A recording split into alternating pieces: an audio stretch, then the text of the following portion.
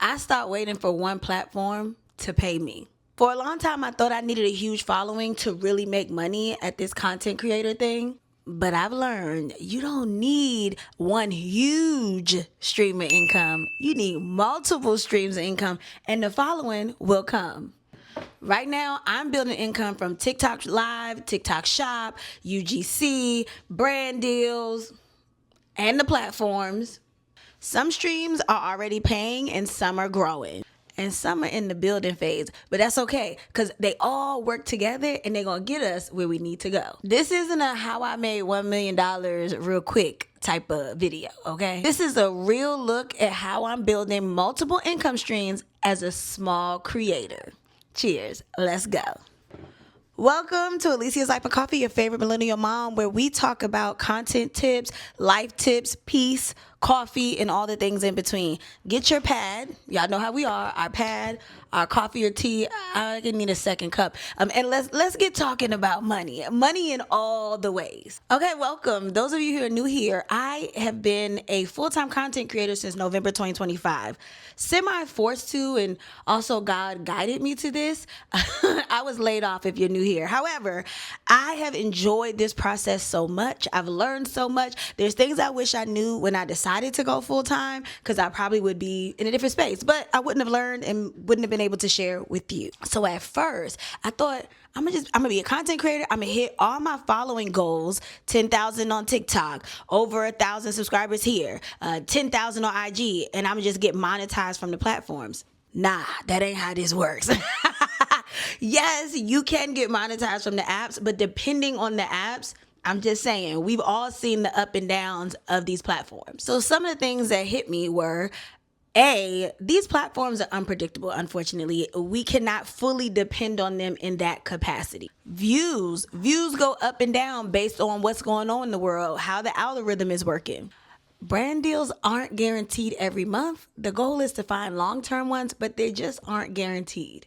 Platforms change their monetization requirements, rules, regulations on the regular basis, and you have to keep up.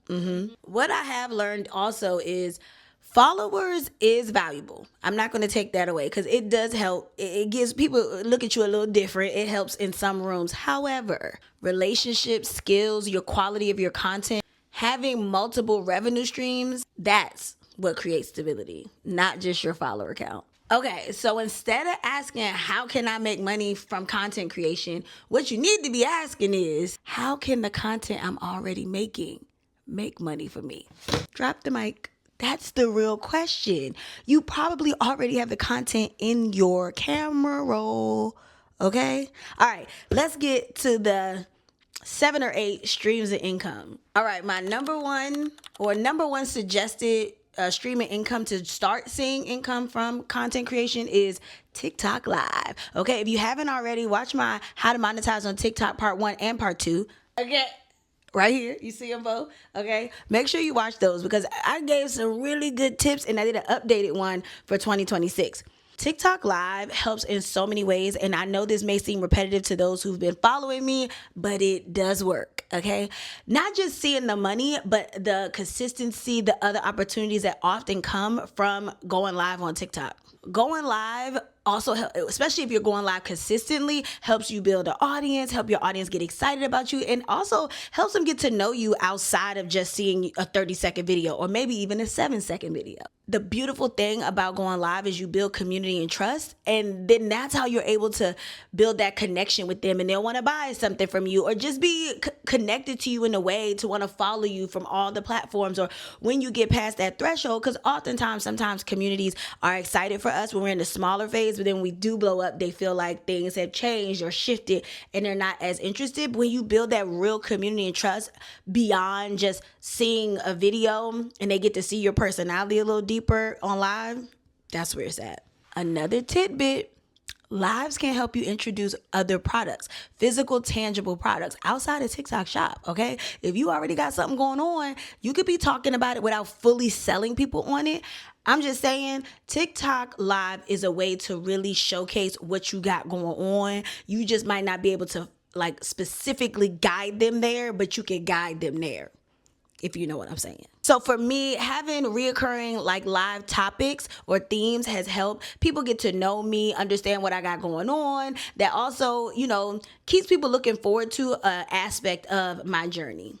TikTok Live isn't just about gifts and battles, even though that's how you make money. But it's also, again, about building your community and building trust within people and the other things you have going on, coaching, products, selling cups, t-shirts, whatever it is, a conference. They can get sold through utilizing TikTok Live. So stream income number one, going live on TikTok. Or I'll even say going live here, a live streaming type of situation. All right, let's talk about TikTok Shop, okay? Now, all these streams of income are not all going to be from TikTok, but these are the two main ones that I believe are the less stress, easy to start out, and you'll see some results. Now, you might not see millions of dollars right out the gate, but you will see some results from both ones. So TikTok Shop, you have to be eligible, but you basically add products in a storefront and you make videos about them. It's literally the short end of it. Now, you might only get 89 cents of things, but the key to TikTok Shop is find the most popular product at the time and make 3 to 5 videos. If you want to fully focus and actually see monetization from TikTok Shop, it is a repetitive thing, right? Some people even create separate pages solely for TikTok Shop because they don't want it to like mix in with their other content. I choose to not fully focus on TikTok Shop, but I do utilize it. So if it's skincare, if it's coffee related, I will collab or use TikTok Shop products. Another easy way to do it is you have stuff in your house. I'm trying to find something, a mug or whatever, and you can see if it's in TikTok Shop already and add it, and you probably have already done a video on it. I'm just saying. Now, the one big thing with TikTok Shop videos, you cannot have commercialized songs. That's the only thing.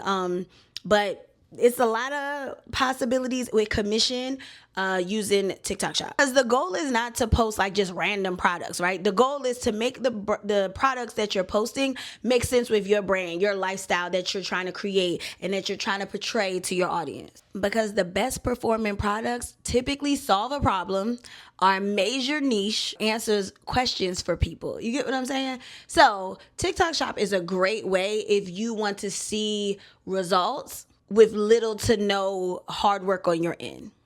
TikTok Shop. All right, to all my millennials and Gen X, this for y'all. Facebook. Yeah, I'm talking about the book. I'm talking about Facebook. Yes. Okay, so I know most of us still have our Facebook, but we're not super active on Facebook because like our aunties are on there, our moms, our coworkers, whatever the case may be, right? However, we've been sleeping on Facebook monetization. For whatever reason, Meta has decided to put more of their energy into monetization on the Facebook side versus the IG side. Okay, we'll talk about that later. But repurposing your reels and forward them over to Facebook is literally mind-blowing and life-changing, okay? I have one page that's monetized. My personal page is not yet, but it's like almost there or whatever they keep saying.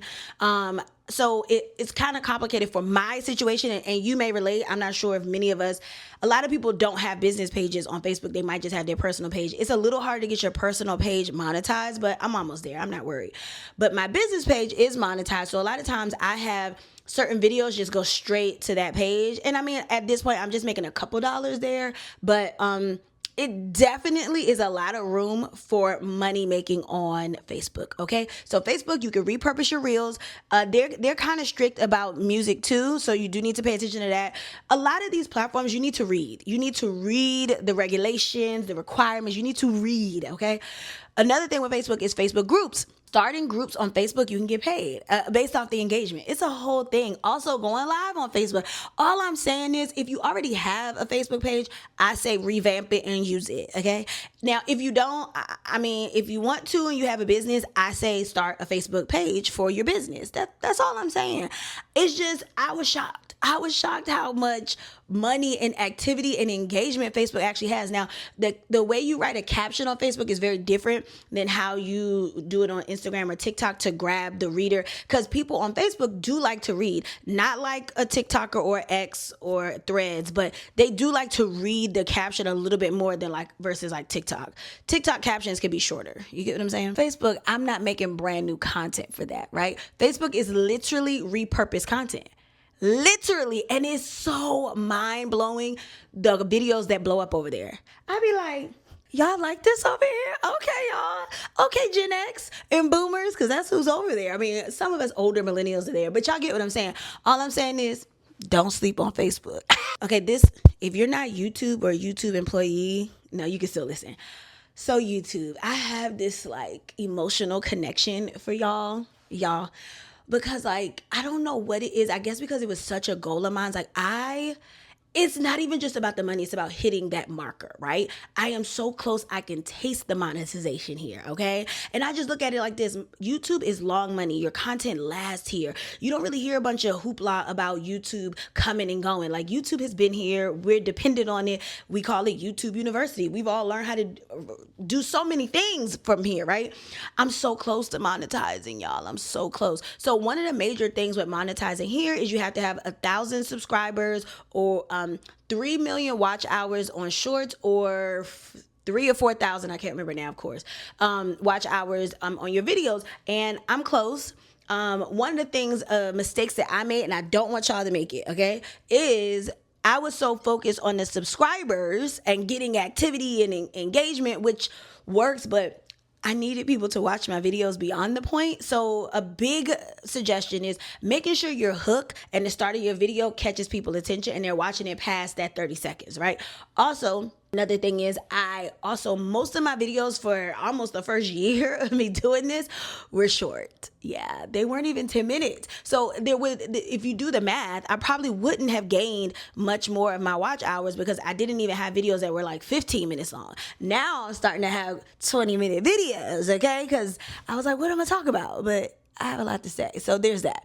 Anyways, but I don't know, for me and as a creator and just from other creators I talk to, and I see the value and the benefit in YouTube. I really do. And the channel and sticking with it. Again, I feel like the difference with YouTube, and I'm sure there's people that just go viral and blow up and it happens, and good, I am happy for them. But I feel like YouTube, the reason why people really like stick it out is because it requires a little bit more of our attention, a little bit more work, a little bit more dedication, a little bit more consistency. You know what I'm saying? You got to do a little bit more over here. So it's like you're going to earn your keep kind of thing.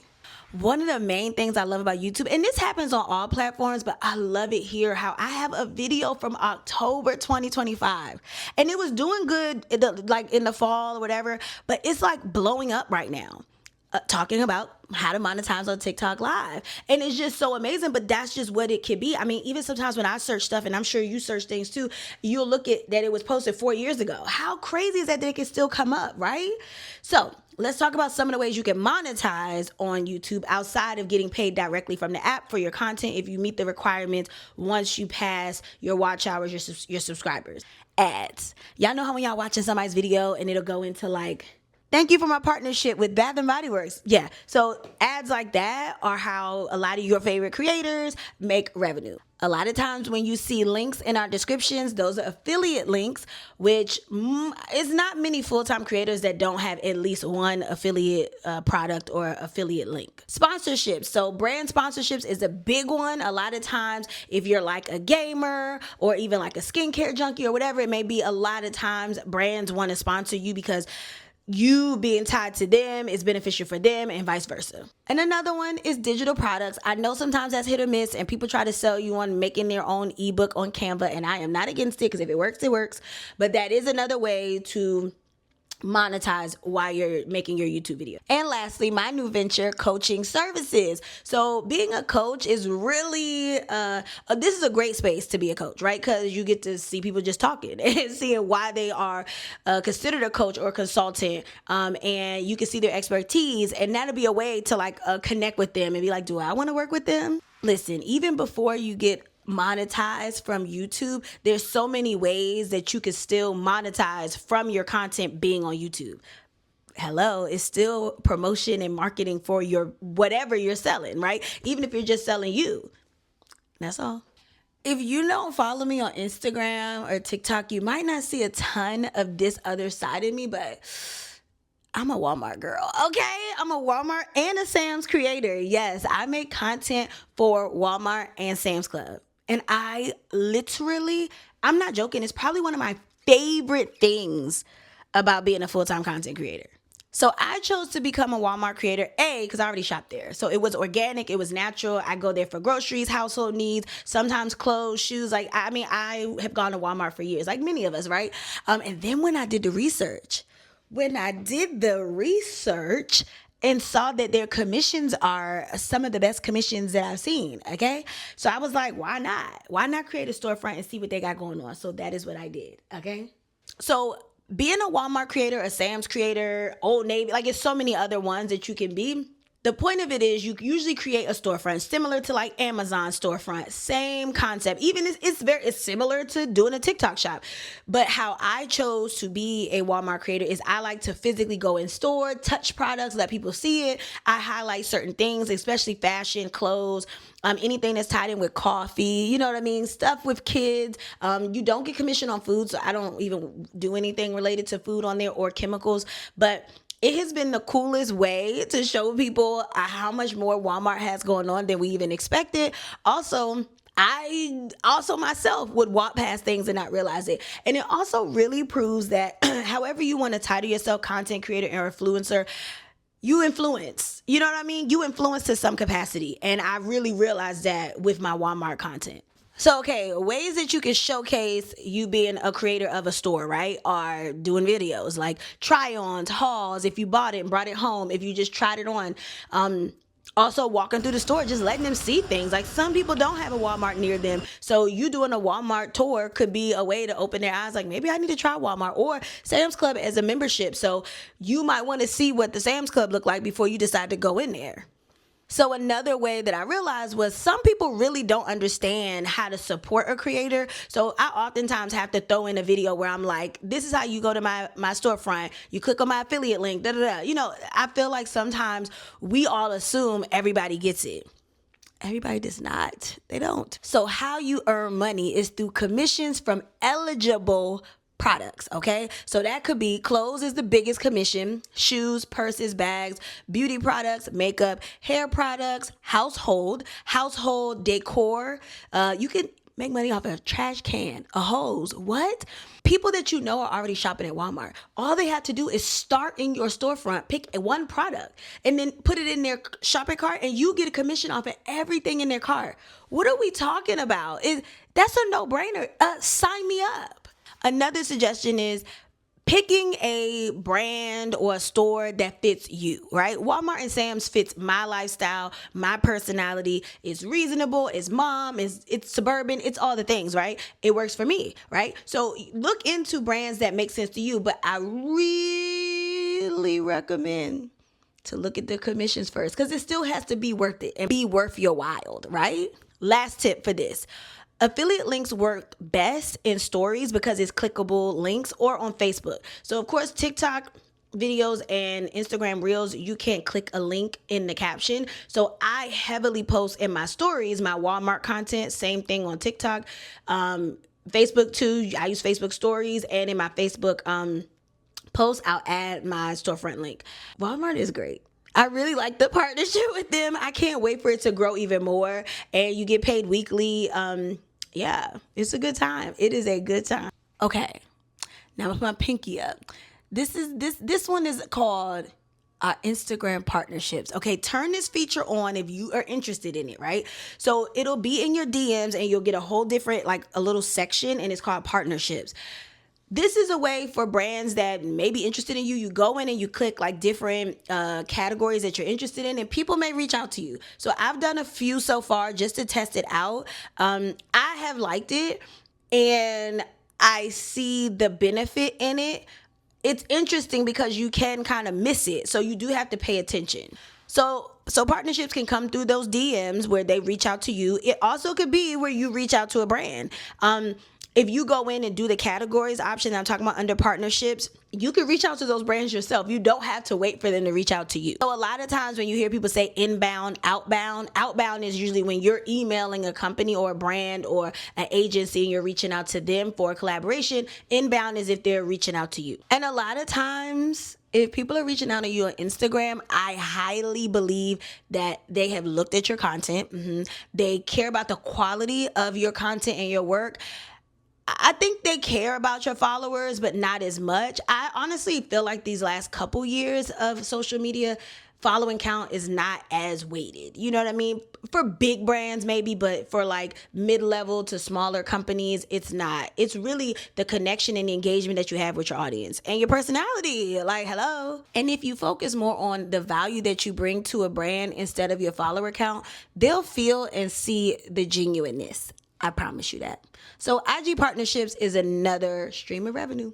Come here, come here, come here. This is my favorite part. I don't know why I left this so close to the end. Y'all, I am so excited to talk to y'all about UGC. I have been blabbing about UGC for like maybe 6 months now when I first found out about it and tried to get into it. And now that I understand it more now, as the kids say, is it this finger, this finger? I don't know. Anyways, user generated content is an amazing opportunity. Whoever started it, whoever came up with the acronym, I don't know. It was very smart of them. So UGC is typically content that a brand will reach out for you, or you could apply to work with a brand and they use your content. You don't have to post their content. Okay. The difference is with UGC, if it's a true UGC opportunity, you don't have to post it. Now, depending on your contract, you may not have to post it, but if y'all are agreeing that you can still post it, because sometimes if it's good content is content, you did the work, right? But the beauty is you don't have to, because sometimes I've done UGC things that have nothing to do with my brand, so I wouldn't want to post it because my audience would be like, what? Why are we talking about pig nail polish? I don't know. You get what I couldn't think of an example, but you get what I'm saying. Versus Instagram or brand partnership, they want your audience. So they want you to make content for their audience. So in exchange for, the engagement and the content, they're not looking to have your content. So that's different. But that's why I say you have to read, because a lot of times UGC brands will ask for your content for 180 days, 365 days. And so the amount of money that you're being paid needs to equate to how long they can use your content. Okay. So with UGC, follower count really doesn't matter much. It doesn't. They really care about the quality and examples. And if you've created a portfolio, that is great. And even if you don't make like some fancy one, even if you put together a little CapCut reel or a Canva pitch deck, just have a few ideas and examples of your work. So some examples of UGC are product demos. So product demos would be, let me give you an example. A product demo could be, let's say, here we go, a charging box. You would show how all of these different cords could benefit all the equipment that you have, right? So that's a form of a demo. You could either do a voiceover or it could be like a talking video, but you would be showing how the product works, okay? Then a tutorial, which is one of my favorite things to do. Oftentimes that's done with makeup or skincare. That's where you would talk through the product, showing the results. Another big one, of course, a lot of people love is a good old unboxing. That's when you get PR or whatever product it may be and people want to see you opening it. People love to see what people are opening. Another simple one is a testimonial. So like, a lot of times that could be from like a service base, or they just want to be able to have it probably for like their website or to show that the product works. So a testimonial could be probably one of the easiest UGC gigs. Ooh, one of my favorites, but it can get a little corny sometimes, a problem and a solution video. So it's like, where you start off with obviously the problem and then you're ending it with the solution, solving the problem for the person. People love those. And don't forget, people like lifestyle content. And sometimes if a creator just creates like one of those like 7 to 10 second lifestyle videos showing them getting in and out the car, whatever, and the voiceover could be about Women's Day vitamins. You know what I mean? So don't sleep on every UGC portfolio video having to be you with a product. Like, the whole thing is they want more natural videos. They don't necessarily want like this. Now, there's some brands where their deliverables are very scripted and you feel like you're doing a commercial. You have to try to use your natural voice as much as possible. And I'm gonna be honest, that's something that I still work on because I am an excited person. So a lot of times, even when I do these, I have to go so I could talk at a lower level or register. So it just doesn't sound so forced and so like influencer-y, right? But it's like something about when the camera come on, it's like, hi, my name is Alicia, right? Like I don't know what that is, but it is important to make sure that the brand or company, you understand their tone. Okay, and second to last is voiceovers. I love a good voiceover because let me tell you about voiceovers. because you have more room and flexibility to edit if it's a voiceover. I feel like a lot of times the videos when I end up talking to the camera, I always end up having to fix something after I send the first revision or the first edit to the client. Not that it happens a lot, but it does happen. So a lot of times I do a tutorial or a product review without my voice or without me talking, and I just do a voiceover. And it usually those I never have to do again. Like they're perfect. The biggest advice, like I said, is to read the contract and make sure you understand the paid usage time. The paid usage time. Because you do not want to accept an offer for 365 days and you only getting paid $500. That, like, the math definitely doesn't math, right? So those are the biggest parts about UGC. For me, UGC made me really realize, like, I can really create content. And although I love my audience and I love the community aspect, but I also enjoy physically recording, videoing, taking pictures, like all of that. And that can make me money, you know what I mean? Without me having to do the work of engaging and commenting and things like that. So check out UGC. Okay, we're going to keep it going since we talked about UGC, right? UGC, TikTok Shop, Instagram, a lot of them post on apps, right? They utilize apps like these: Insense, Billow, JoinBrands, Backstage, LTK. Like, there's so many opportunities to find gigs, as they say. So these platforms can connect creators to opportunities without you having to send the email. So oftentimes you'll create a profile, then you'll apply to said whatever opportunity or brand opportunity that you see fits you. Oftentimes in those profiles, that's where you'll need your what? Portfolio. Yes, you'll have some work there. And a lot of times these brands have, probably an intern or whatever that's looking through it, and they'll see, oh, this person is aligned, this person fits. You'll also usually put like a little blurb of why you think you're a good fit for this said product. Now, make sure you put your filters in, because you want to make sure it's either UGC or no, it depends on what you're trying to do. I'd say to get started, accept as much whatever you want to, because it's just to get you used to creating content and reading people's deliverables. To me, that's the best way to start. So my first couple ones were gifted products, which I was totally fine with. One was a pasta brand, one was some tea.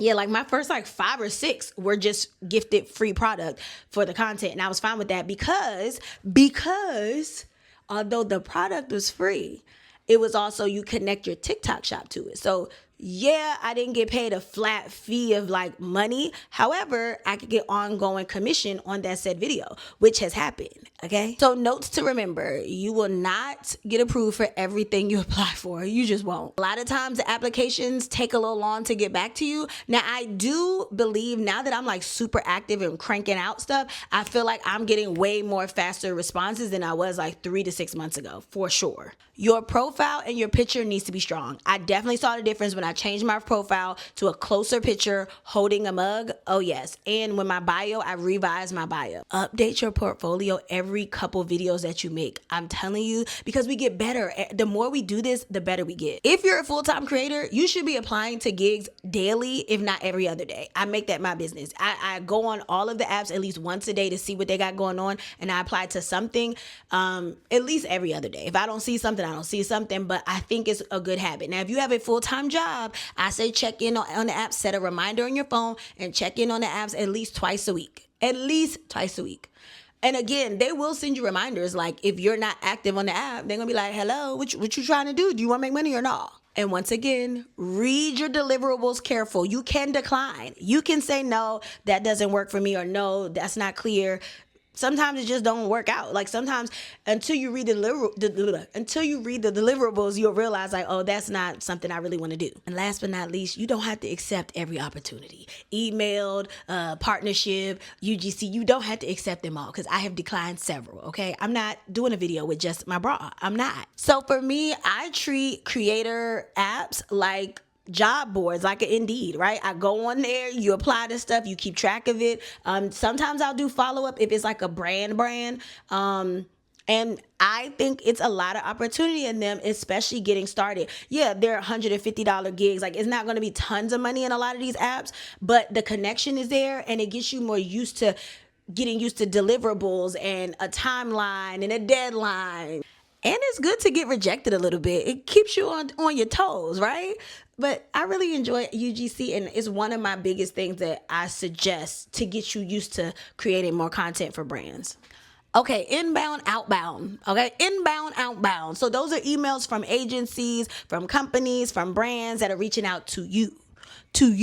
And they want you because they like you. So ways to get that is making sure your bio is very clear. So here are some examples of how your bio should look. Your email should be there. Your location should be there. You don't got to add a bunch of emojis. It don't got to be super thoughtful and overly thought, but you definitely need to make it clear who you are, and what you provide. And if you can, make a media kit on Canva and have it also linked in your bio, under your link tree or some capacity, or just have it ready so when you do need to send it, because a lot of agencies will ask for it. And a media kit breaks down like your analytics, usually has like a picture, a small bio of you, and your rates. So like what you would charge for one video, 2 videos, a package, a YouTube. You get where I'm going? Now, ain't nothing wrong with outbounding. So outbounding is where you shoot your shot, okay? And this could be, you closed mouths don't get fed. You never know. You never know. So oftentimes when you're outbounding emails or DMs, you want to have a pitch, right? But you want to start off not just, hi, my name is Alicia. You got to say something that's going to catch their attention, because you know how many people are emailing and sending them DMs, and the quickest thing they do is they send you and say, oh, go apply to my ambassador program. And there's nothing wrong with that. But sometimes you as the creator have a vision on how you could help that brand or expand that brand and how it could benefit you, right? So you got to do something to stand out. I'm just saying, waiting to be discovered is passive. Pitching is proactive, okay? Get on it, okay? Get on it. If you got the time, do it. Some, not all, but some of my opportunities have come because I reached out. Or I went on their pages and was actively engaging for a couple days, not just spam their timeline, but literally for a while, and they could see I was actively a part of their community. Sometimes you got to put yourself out there even more than just making the content. So the goal isn't to do everything at once. The goal is to build a content ecosystem where everything works together, right? And I don't have to over create. One thing can work for all the things. One piece of content I can repurpose. I might go in and do a Walmart, haul, or get ready with me in the dressing room. And that video could be a TikTok, a reel, a post, a picture. You know what I mean? It could be a montage. I can use clips of it for my monthly recap. There's so many ways that content could monetize for you. I could probably not film for 2 weeks straight, and that's how much content I know I have, okay? One piece of content, multiple platforms means multiple opportunities. I'm still building. I'm still learning. Every income stream is not making the same amount, and it's not all consistent each one. But each month I'm getting stronger at this. I'm getting stronger at being consistent with which ones I'm paying attention to, which ones are growing. I'm tracking them. I'm using Google Sheets and Notion. I'm just proud that I'm no longer just waiting to see what'll happen. I'm being proactive. I am getting it done. Because I'm not waiting for one platform, one opportunity, one brand. No. Your girl is getting them all. If you're a small creator, don't wait for a brand to find you. Don't wait until you feel big enough. Start building your portfolio now. Start learning how to pitch. Start now. Apply to opportunities, repurpose your content, and remember, your content skills have value. Comment below what income stream you're working on, or which one you want me to do a whole video on, because I think UGC may be the next video. And if you enjoy real conversations about content creation, building income, and navigating life's pivots, you came to the right place. Make sure you like and subscribe. Cheers.